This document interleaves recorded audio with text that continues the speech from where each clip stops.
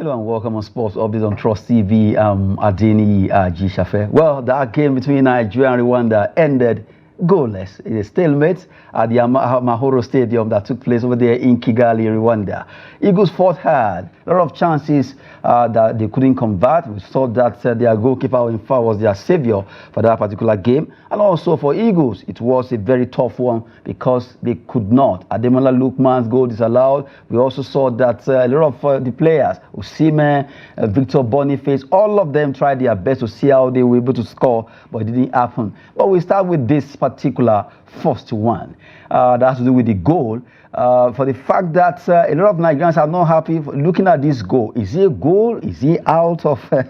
Is he? According to the referee, that Shebi Ajayi is actually on infringement on the player. It was a tough moment for Nigerians because that could have actually gotten us a 1-0, but it did not stand coming from the ref there. Well, let's come back to the studio. AFCON 25 qualifier, Rwanda versus Nigeria ended 0-0. Let's look at the review of this game alongside Olale Peters, who actually predicted that it was going to be a draw, but the only slight difference there was that it was going to be maybe 1-1 or 1-1, but at least it ended goalless. Well, after some time, we're going to be open phone line for you to also react concerning this game. What do you think could have been done better, or what happened to Eagles, or that disallowed goal? A lot of things, but we get to that. First of all, let's hear from, I don't want to call you usual suspect.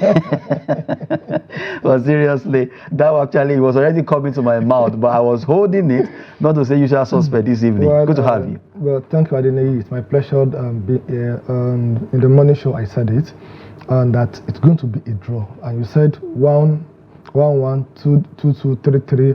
I said a draw. It's a draw. You see, the reason why I said that it's very simple and very obvious. And if you look at the match we play at Uyo and what we played at this afternoon against Amahoro, I didn't see any difference at all. The only difference there is the dedication, determination, and the revengeful mission that the Super Eagles had in mind to play in Uyo, to play in Nigeria. I expected to see a new formation from what we played. If you look at our midfield also, it's very flat. Okay, sorry to cut you. Maybe you should look at the list, that list, that the formation you are trying to explain will be more kind of clear. Let's look at the list of Eagles there. For the fact that you look at this, when they play in Uyo, Dele Bashiru did not start. I actually recall that. But right now, Bashiru, Lookman, Chukwueze, Boniface, and you have Onyemaechi, Ajayi, Aina, Ekong. And then you look at Ndidi at the midfield. It was Alex Iwobi that was alongside Ndidi at Uyo. But now at Amahoro Stadium, Bashiru started alongside Ndidi. And I remember when they were actually substitute players, Osimhen came on, Simon, and all of them were in. So the formation you were talking about, this would be better to talk about it. Okay, now the only difference between today's match and the one we played on Saturday is Iwobi. But both Iwobi and Dele Bashiru, they play the same attacking midfielder. They are both attacking midfielder. So that means we have only one defensive midfielder, which is Ndidi. So because we still deploy the same 4-3-3 formations. The 4-3-3 formations, 3-4-3 formations rather. 3 men at the back. We have 4 in the midfield and 4 attacking options. So the 4 that we have at the midfield is the problem that we are having, because from the 4 that we have at the midfield, we have Bruno and Olaina that play wing back, not left or right back. Wing back means they go when we are in possession, they go for the attack. When we are on offensive, they come to defend. So they are not really stable as either a defender or as an attacker. And you now left only 2 players to play in the old midfield. From the 2 players you left there, you have 1 defensive midfielder, that is Ndidi. That his own job is to defend, to block, to serve as the bridge between the defender and the attacker, to block the ball. And you left only Fisayo to play as the attacking. No, that is totally wrong. I said it in the morning. When I watched our first match, I said it. It's not about we winning, it's about we progressing. What I've expected from the formation that we have, if you can have the list of the players that we have in there, I expected to have what we call the 4-2 formation. What do we need for the 4-2 formation? Ekong, Aina, Onyemachi and Basi. 4 of them should play at the defense. Then we use 2 defensive midfielder. What is Onyeka? What is he doing at the bench? Use Onyeka and Ndidi to play the defensive midfielder.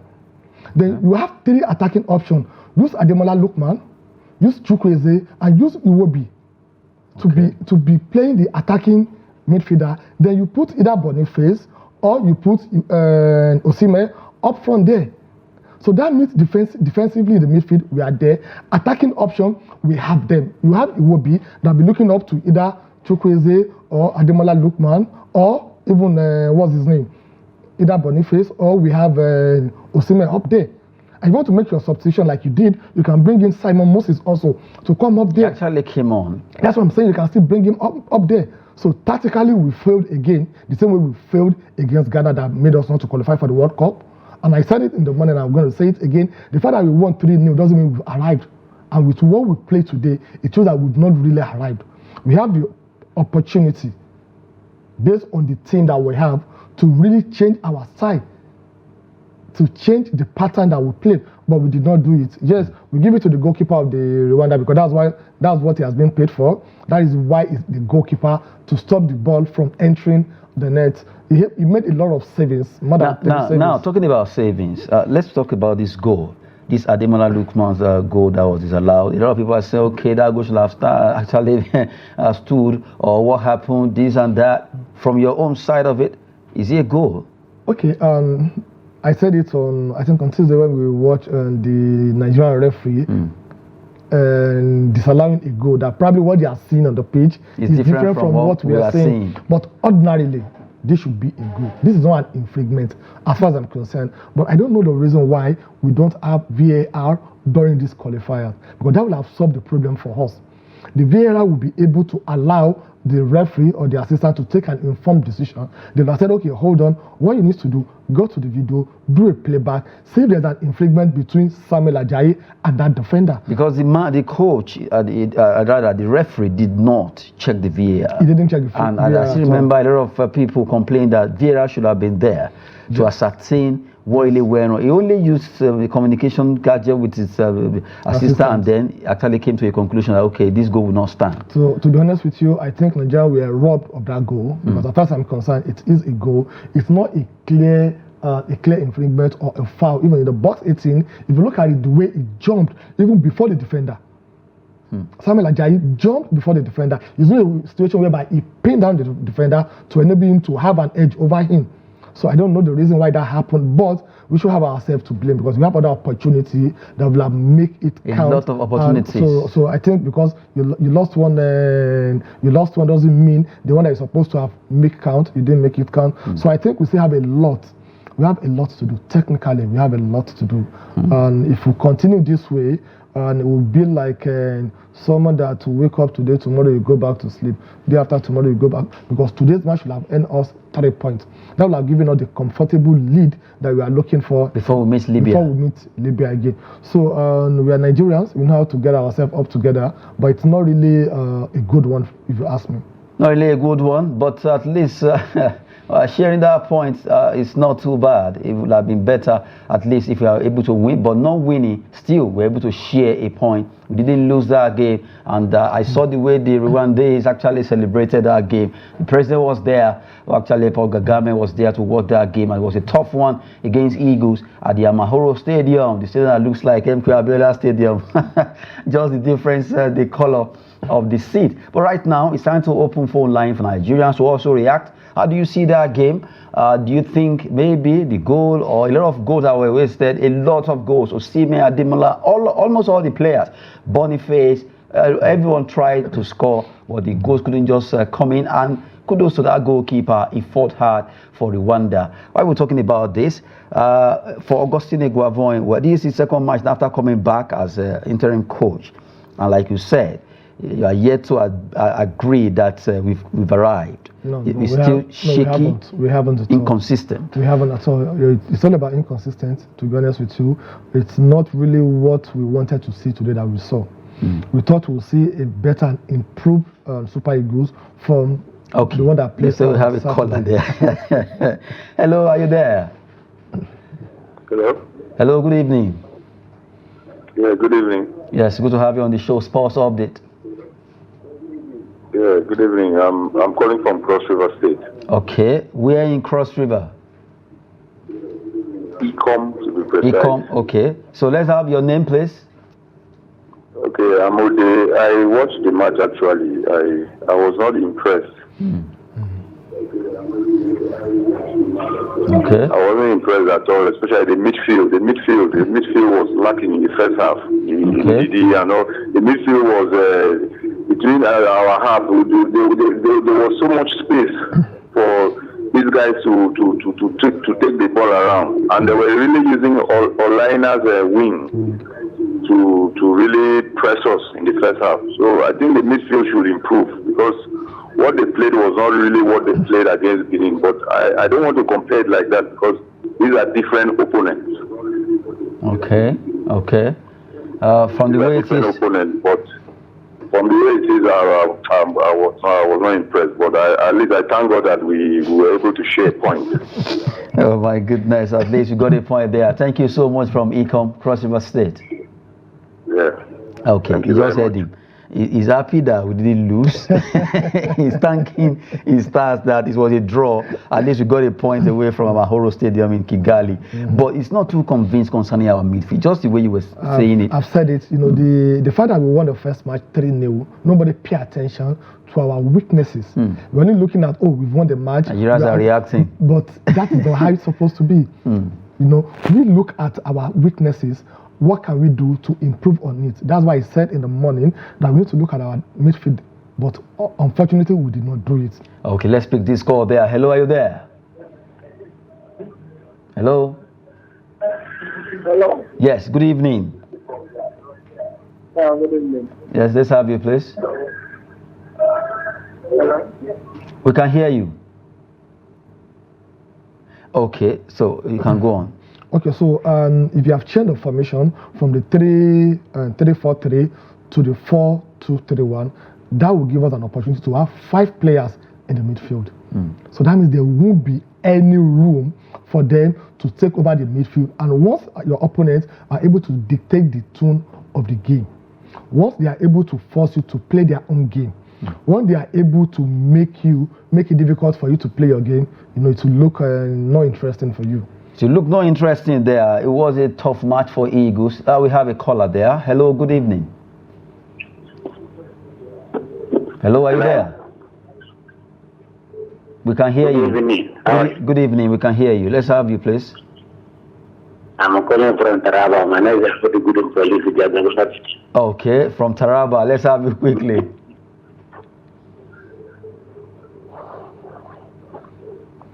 Did you watch the match? Thank you. It's all right. It seems a lot of people just want to hear themselves talking anyway. No, people are not really happy because this is not what they're expecting. You know, it's like the Super Eagles, they have a way of raising the bar, raising people's hope. I remember when we won against Benin Republic, people were so happy. But this one, I told you I wasn't convinced enough, because I know the Super Eagles very well. They are so when inconsistent. you are expecting them to do it, that they'll just disappoint you. Sincerely, we need to do more. We need to do more. Let's take this call. Okay. Good evening. Hello, are you there? Hello. Yes, we can hear you. I'm calling from Akwa Ibom State. Okay, from Akwa Ibom. Let's have your name, please. Then you go on.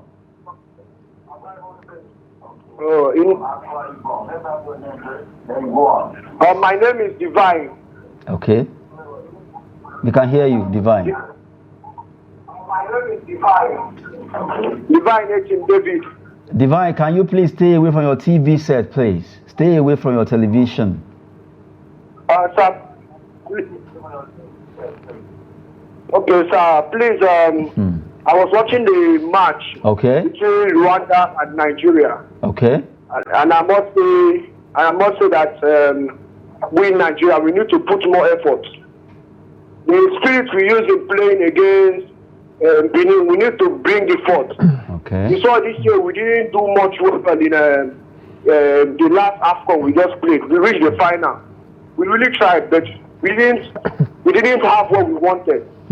So I want us to put that free so that this coming AFCON, we can prove better that we are better. We are the better team. Okay. Yes, sir. Okay, thank you so much from Akwa Ibom there. Well, he's actually saying, well, they should push more. Then next time they are playing, Eagles needs to really do well. Nigerians really rely, a lot of Nigerians always rely on these guys. They rely on them a lot, and however, I think the NFF also, they have a part to play here. They have a part to play in the sense that we need to have a style and a pattern of play. I'll continue to use Real Madrid as an example.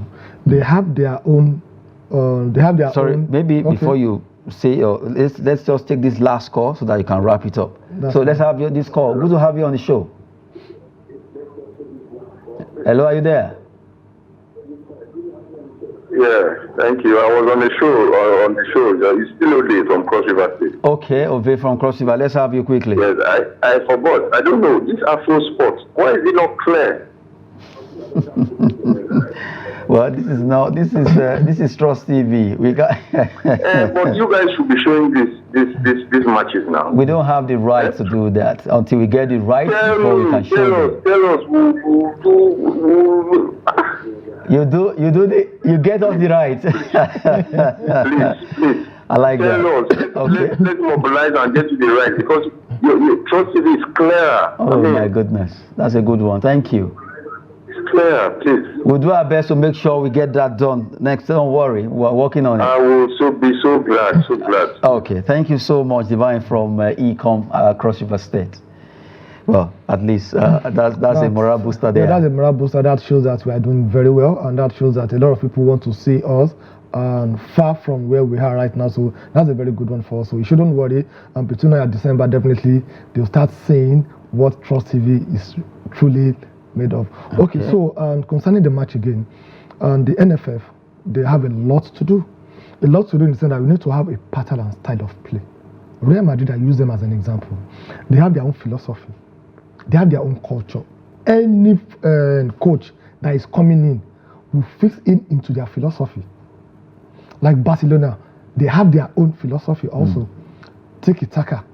So if you are coming in, so we need to understand that same pattern and style. And stay with it. And stay with it. So anybody that comes in will just drive that process. But we don't have a process. General came, Pesero came, Eguavon is here, Finesse George is there, everybody's playing kick and balloon, kick and follow. It's not really good for football development in Nigeria.